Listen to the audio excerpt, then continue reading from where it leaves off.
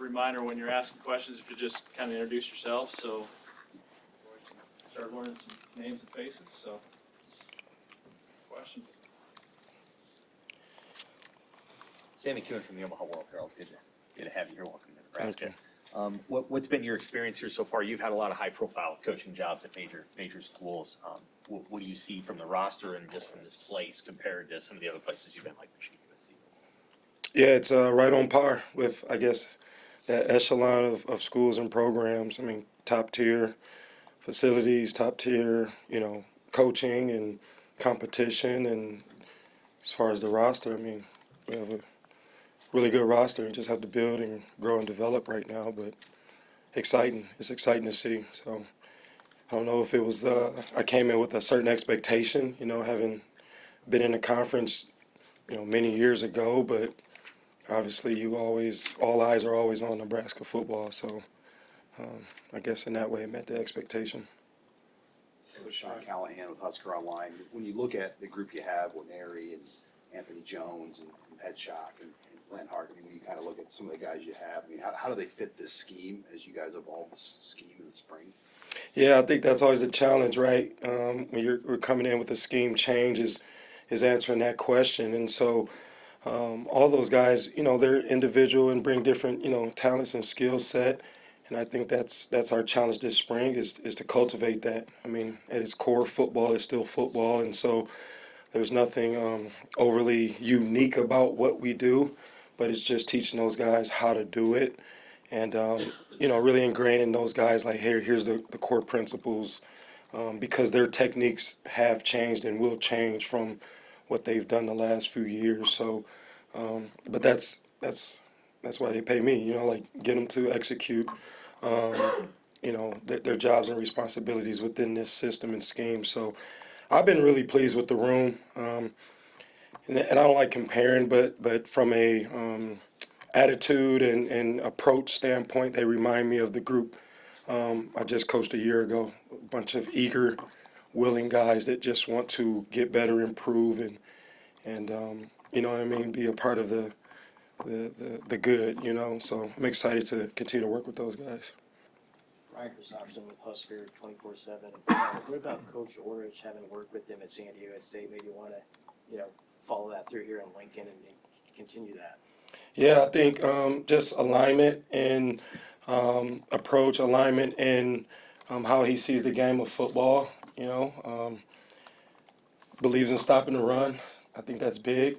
If you look over the course of my career, I've worked for a number of different coaches and different philosophies, and you take different things from everyone. But getting around Rob, just a week or two when we met, it was pretty clear that he places a huge priority on stopping the run, and I believe in that personally. And then just watching how he navigates the role of coordinator, because you're coordinating men who all have experience, and you're coordinating players, and just his approach and how he weaves through that kind of seamlessly and effectively. And I'm a big Rob Orich fan. I think that's no secret, and so just looking to continue to improve and do the same things here or better.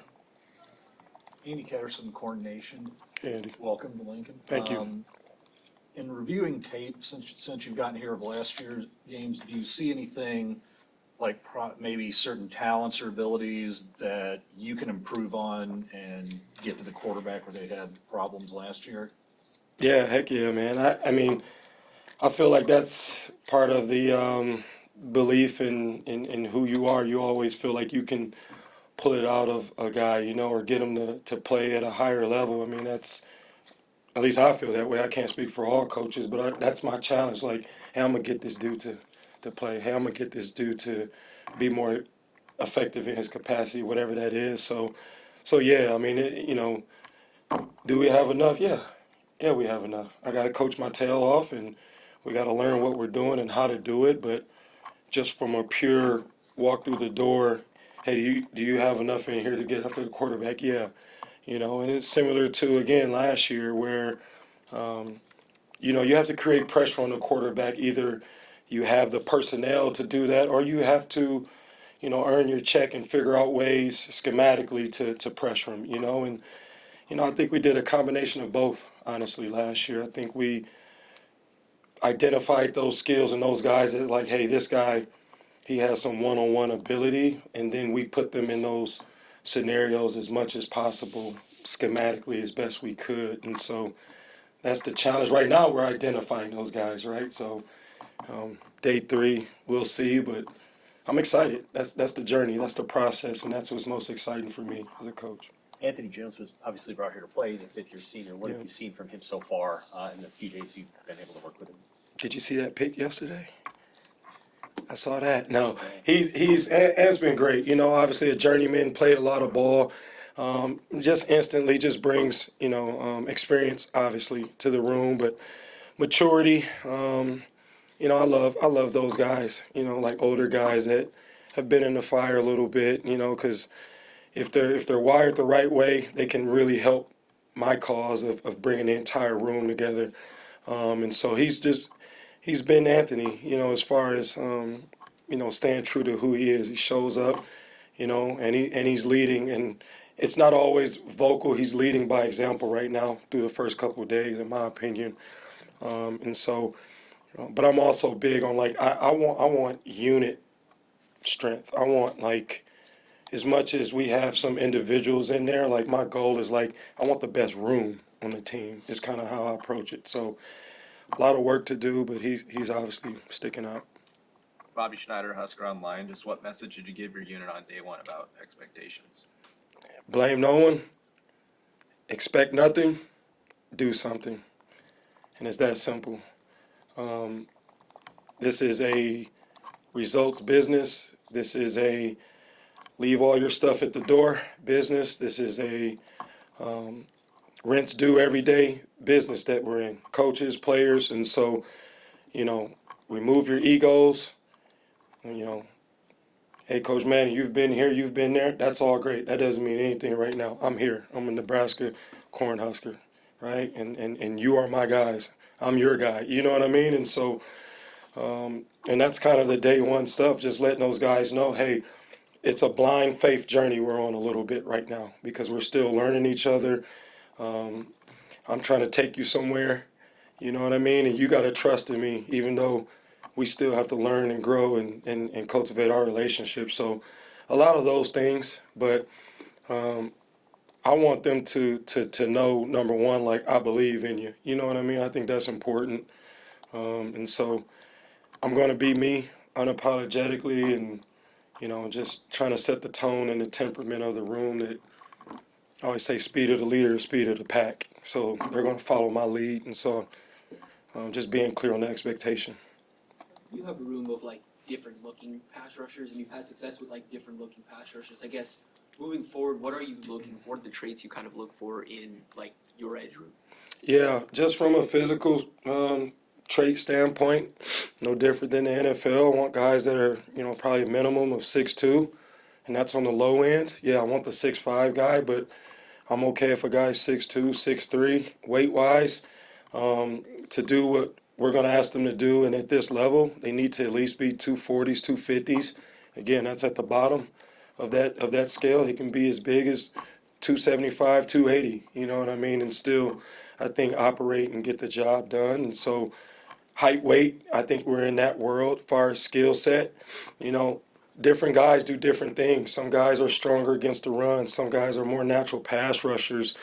Obviously, we want guys that can do it all when we're recruiting and trying to find those guys. But at the same time, like, the best coaches, put guys in a position where what they're good at shows, or can be put on display. And so I always want guys that have pass rush ability, whether it's a great first step or being able to bend or just have a relentless motor, because there's different ways to get to the quarterback. And if you look at NFL, there's an array of different types of edge players across that league that are effective at getting to the quarterback. So showing them those things and not taking a guy that's 6'2" and showing him Myles Garrett tape, like, you know what I mean? That's not going to make sense. But I am going to show him Hassan Reddick.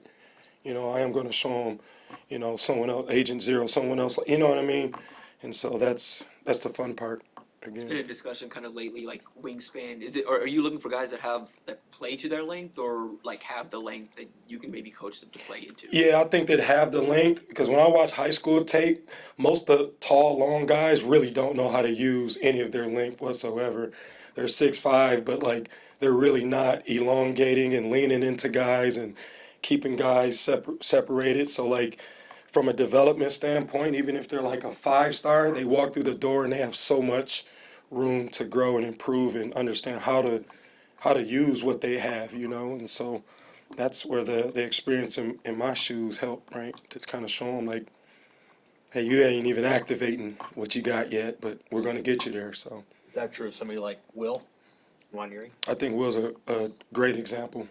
Like if you're drafting guys like in a lineup, you want Williams, right? Like, and not just from a size standpoint, but you watch him move around. He's fluid. You know what I mean? He's kind of savvy, and so he'll be a great. I won't say challenge. He'll be a great. It'll be a great opportunity to work with him for me because I know he has traits, right? And now it's like, okay, skill development, and skills are built, right? Traits you're born with. You wake up, you're 6'5", you know, that's the genetic lottery, right? But the skills have to be built. And in my opinion, everything about football is like building skills. So In a perfect world, how many guys would you like to play in a game at the edge spot? Like if you play like 60, 70 snaps in a game, I mean, would you yeah, like to have 4 guys, 5, I mean, what's the number? yeah, I feel like you need 5 for sure. And typically we're going to travel always 6. I mean, just for defensive purposes, you know, because again, you may have someone that their role is a little bit more, hey, maybe he's more of a third down guy for us. This guy's maybe more of a early down. So, but you need 5/6 for sure. I mean, you know, those numbers can dwindle very fast in a game. So you definitely need to have, I think, 6 guys really to go into a game. One last thing, sorry. You moved kind of Ryan Henderson around a lot last year Yeah. at San Diego. So there was a guy who kind of played edge but moved around a little bit. Is that something you envision happening here, or are these guys going to play kind of true edge roles at Nebraska? Yeah, I mean, it would really go to or lend itself to what we're trying to just do schematically. You know, for us, you know, you turn on that SDSU tape. We were playing with 4 defensive ends in the game a lot of the times on those third downs. And so I'm sure we will, you know, dive into that world here and figuring out, hey, who's best on the inside, who's best on the outside, because it isn't just a size thing. Hey, put the big guys inside. Some guys are more effective on the edge, you know what I mean? And vice versa. In Ryan's case, he's 255, you know, playing the 3 for us, you know, and a lot of his sacks came from that position, or I'd say a lot, maybe half. And so we'll play around with it. It'll be an ever changing, ever moving experience in terms of just kind of hone in like who are our guys. But the biggest thing right now, especially as we get into these third downs in practice, is truly identifying like who's our top really 6 or 7 pass rushers within the entire defensive line, you know, and then, you know, figure out how we want to use them in those situations. So it's a good question. All right, thank you, Coach. Hey, thank you all. Thank you, Coach. GBR. I've been waiting to say that.